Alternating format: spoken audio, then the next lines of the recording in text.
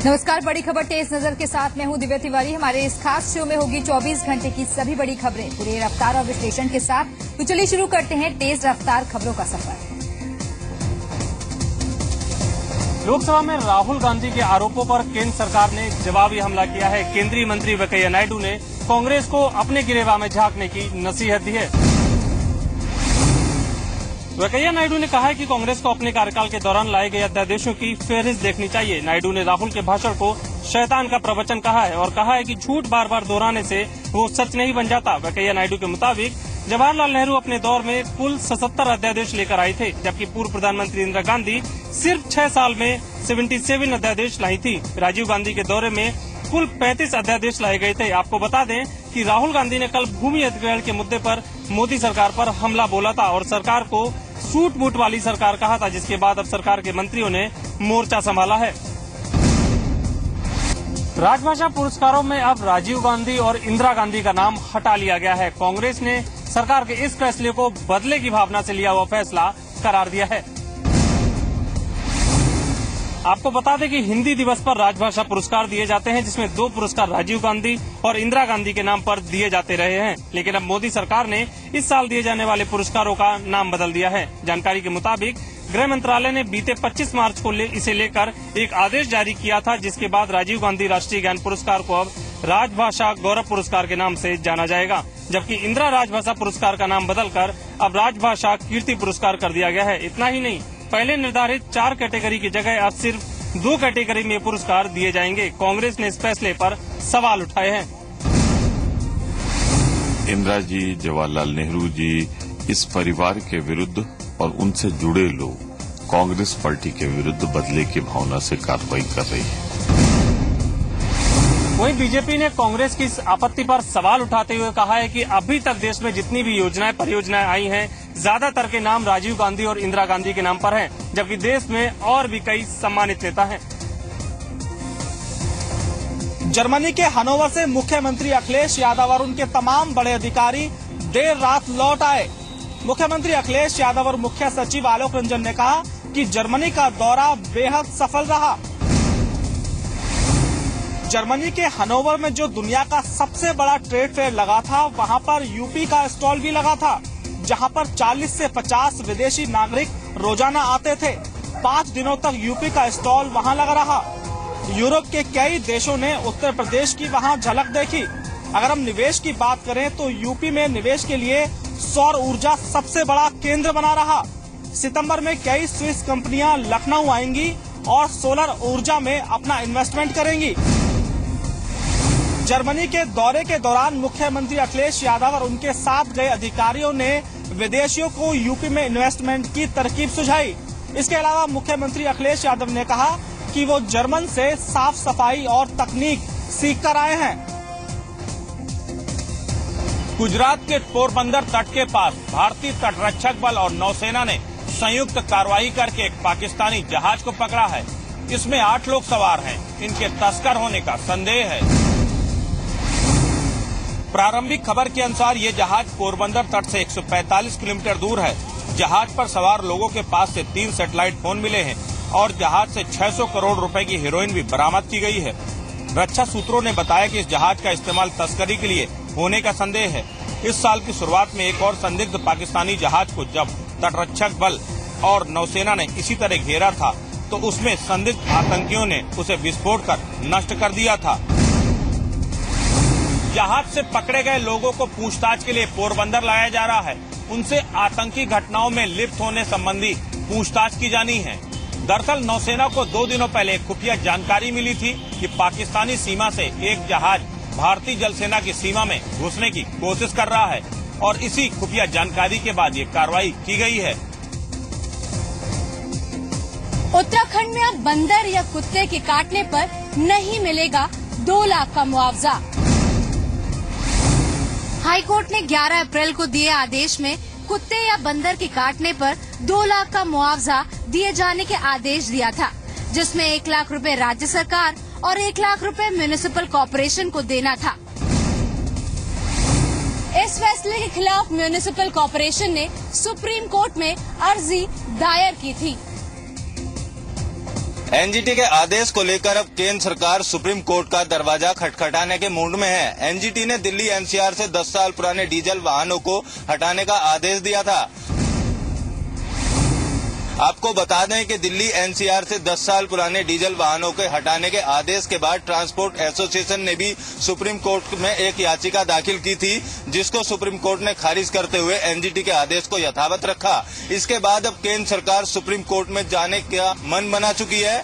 NGT के इस आदेश के बाद ट्रांसपोर्ट एसोसिएशन में काफी हड़कंप की स्थिति बनी हुई है। दरअसल एनजीटी ने दिल्ली एनसीआर से 10 साल पुराने वाहनों को जब्त कर और उनके मालिकों के खिलाफ सख्त कार्रवाई करने का आदेश दिया था। इस आदेश के बाद नोएडा आरटीओ ऑफिस ने भी 10 साल पुराने वाहनों मालिकों को नोटिस देना शुरू कर दिया है। नोएडा में 10 साल पुराने वाहनों की संख्या करीब 4500 के आसपास है।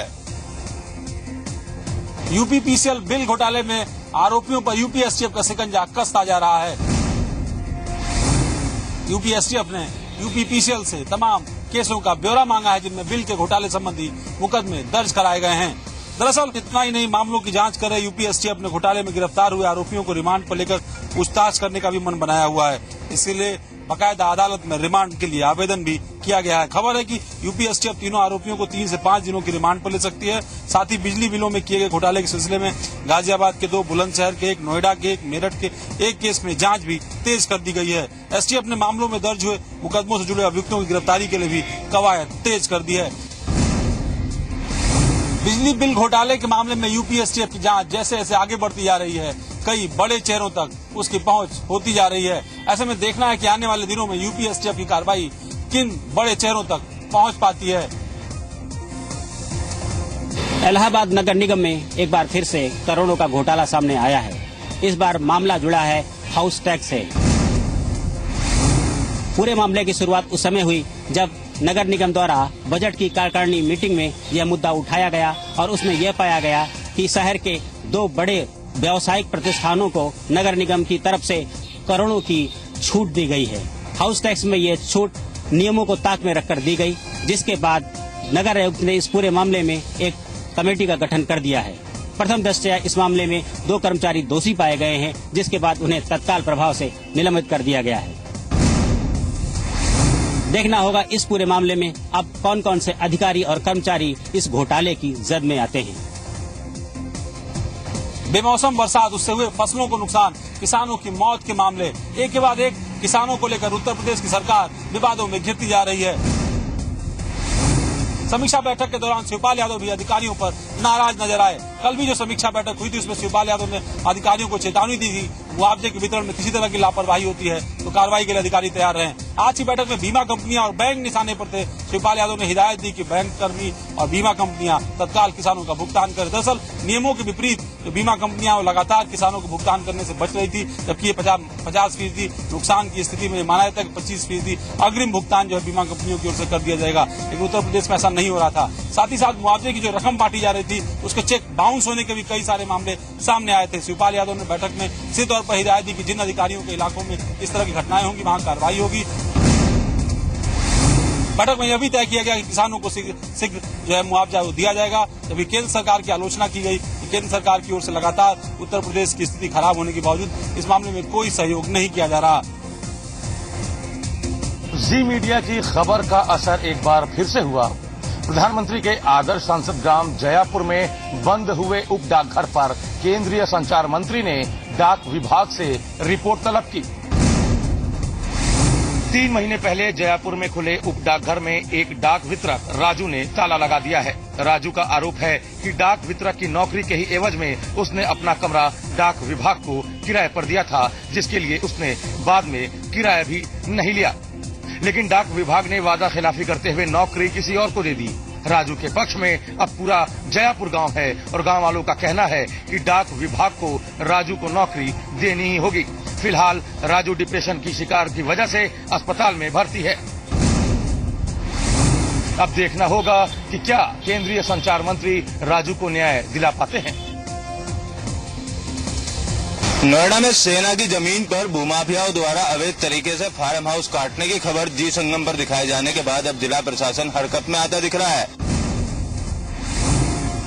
नोएडा के नंगली नंगला गांव में रक्षा मंत्रालय की करीब 432 एकड़ जमीन पर भूमाफियाओं द्वारा पिछले काफी दिनों से अवैध फार्म हाउस काटकर बेचे जाने का सिलसिला लगातार जारी था और रक्षा मंत्रालय के अधिकारी कई बार प्रशासन से गुहार लगा चुके, मगर बावजूद उसके गौतम बुद्ध नगर के जिला प्रशासन ने एक न सुनी। 1950 में रक्षा मंत्रालय ने जमीन नंगली नंगला और नंगली साकपुर गाँव के किसानों से खरीदी थी, जिसके खबर को जी संगम पर प्रमुखता से दिखाया गया। उसके बाद गौतम बुद्ध नगर के जिलाधिकारी NP सिंह ने इस जमीन का सीमांकन कराना शुरू कर दिया है। सर्वे ऑफ इंडिया और गूगल मैप की मदद से फिलहाल 1950 में जो पत्थर वहां गाड़े गए थे सीमांकन के लिए, उनको वहां से निकालकर सीमांकन किया जा रहा है। फिलहाल जिलाधिकारी ने दावा किया है कि इसी हफ्ते नंगली नंगला गांव में जो रक्षा मंत्रालय की जमीन है उसको सेना को वापस दिला दिया जाएगा और साथ ही नंगली साकपुर में जो जमीन है उसका भी सीमांकन करा दिया जाएगा।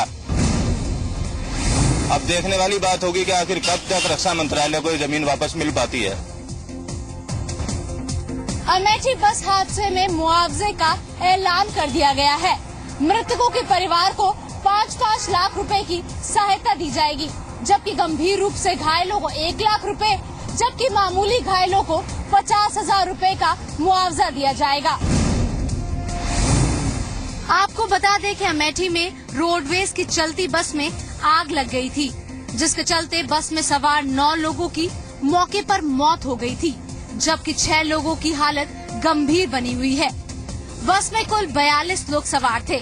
हादसा फैजाबाद इलाहाबाद हाईवे पर रामगंज इलाके के पास हुआ है। बस फैजाबाद से इलाहाबाद जा रही थी। बस का दरवाजा लॉक हो जाने की वजह से आग लगने के बाद यात्री बस से बाहर नहीं निकल सके।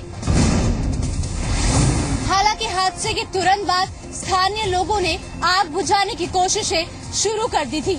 बाद में फायर ब्रिगेड की मदद से आग पर काबू पाया गया। उत्तर प्रदेश के अमेठी जिले के पीपरपुर थाना इलाके में बड़ा बस हादसा सामने आया है।